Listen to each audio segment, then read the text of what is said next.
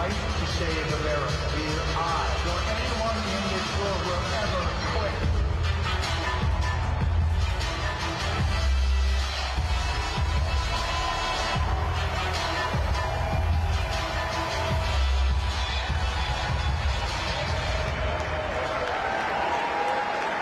Thank you. Thank you. I spent a lot of time thinking about this speech. I was very undecided. It doesn't normally happen to me. I usually know exactly what it is I wish to say. I had trouble sleeping. I had a dream that I ate a 20-pound marshmallow. When I woke up, my pillow was gone. On January 25th, 6 a.m., 29 fully SWAT-clad FBI agents brandishing fully automatic assault weapons surrounded and then stormed my home to arrest me for the first time nonviolent, non-existent crime of lying to Congress to cover up Russian collusion, which never actually happened. I was foolish enough to think that I would get a fair trial. Silly me. I was subjected to a Soviet-style show trial in D.C., and it is only after I had hit rock bottom when I began to realize in my despair, in my depression, in my fear for my wife, that I had to turn my burden over to Jesus Christ.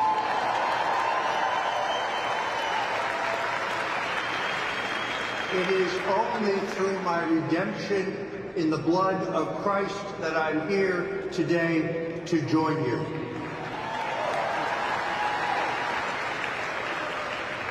On November 2nd, 2020, November 3rd, 2020, the busiest news day of the year, only because of a lawsuit filed by BuzzFeed, was the Department of Justice forced to release their long-hidden, long-redacted final report of Special Counsel Robert Mueller, where even he could not sugarcoat the fact that his investigation had found no evidence of Russian collusion, no evidence of WikiLeaks collaboration, in fact, no evidence of any crime at all.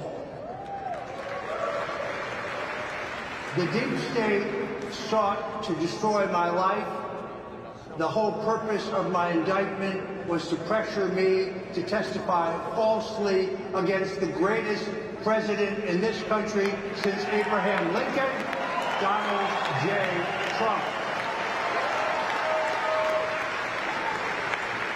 which I refused to do.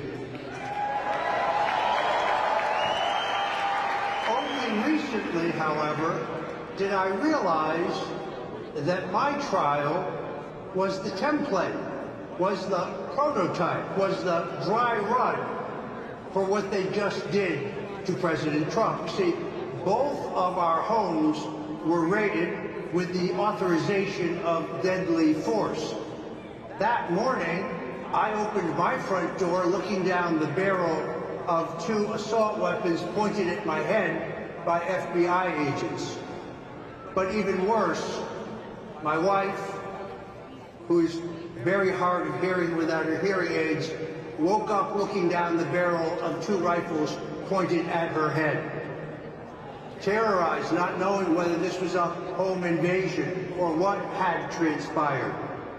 And then, of course, there's the unconstitutional gag order that they placed on me. You see, they said it would be dangerous, that I would take the jury pool if I defended myself on my meager social media.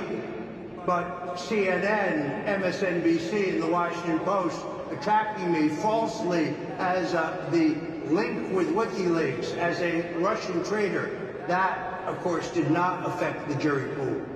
But if that was the purpose of the gag order, why did the judge leave it on after the trial, after I was convicted, and right up until the time that I was to report to prison? Like President Donald Trump, I faced a hateful, biased judge.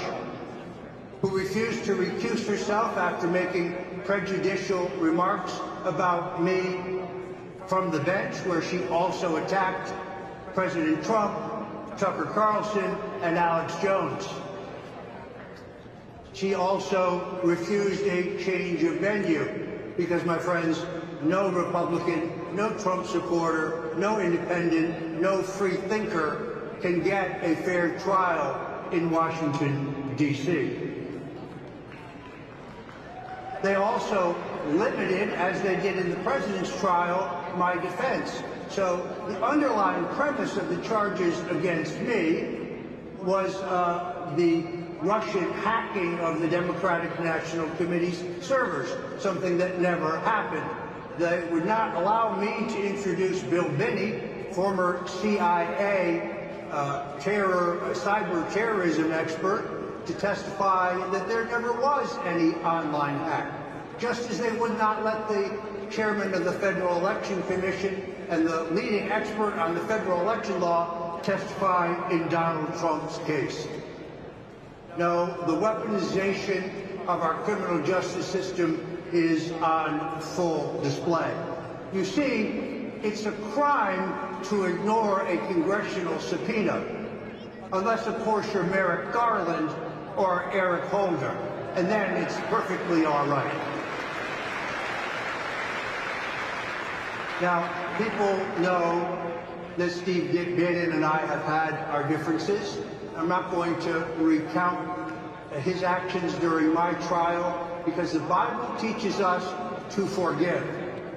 And there are very serious legal problems with this effort to put Steve Bannon in jail. The president asserted executive privilege. Bannon had no choice.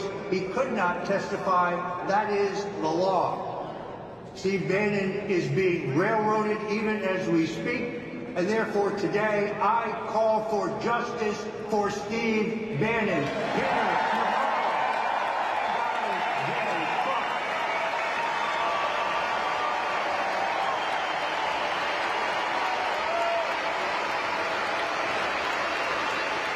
We stand shoulder to shoulder in the fight to save this nation. Now, if any of you are complacent, if any of you think this election is in the bag, if any of you look at these polls and you're optimistic, stop. We're up against an implacable enemy who will do anything to hold on to power, including framing a president of the United States for a non-existent crime in Manhattan. The Democrats have nothing to run on. They will run on a platform of convicted felon January 6th. The Republicans want to take away your right to an abortion. They did that in Roe v. Wade. That's a lie. And of course, their standby, the Republicans will cut your Social Security benefits. All lies. All lies. They can't run on a positive record.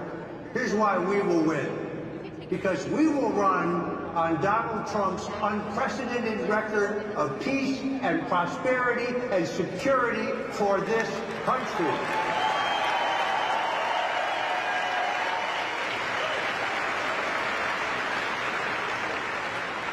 Most importantly, let me remind you, every single person in this room is a committee of one. Anybody who thinks this election is already won or that things are looking good, please recognize that the tactics of those on the other side means that every vote will count. This is why I'm so happy to be here with Turning Point, because you, when it comes to this election, are the tip of the spear.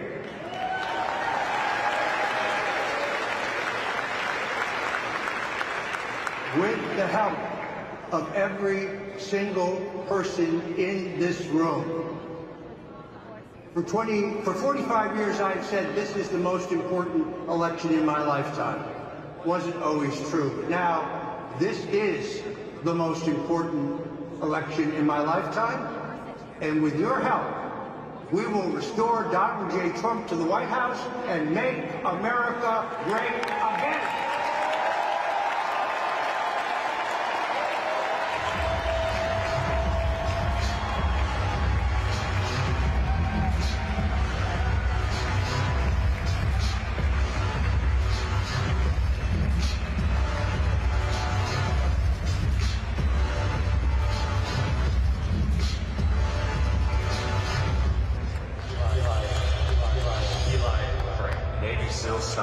now represents Arizona's 2nd congressional district. 9/11 happened, and then I joined the Navy the next week. I'm just really concerned about this country. I love this country. I think we forgot a lot of the ingredients that got us here in the first place. American people, though they may be busy, they're not dumb.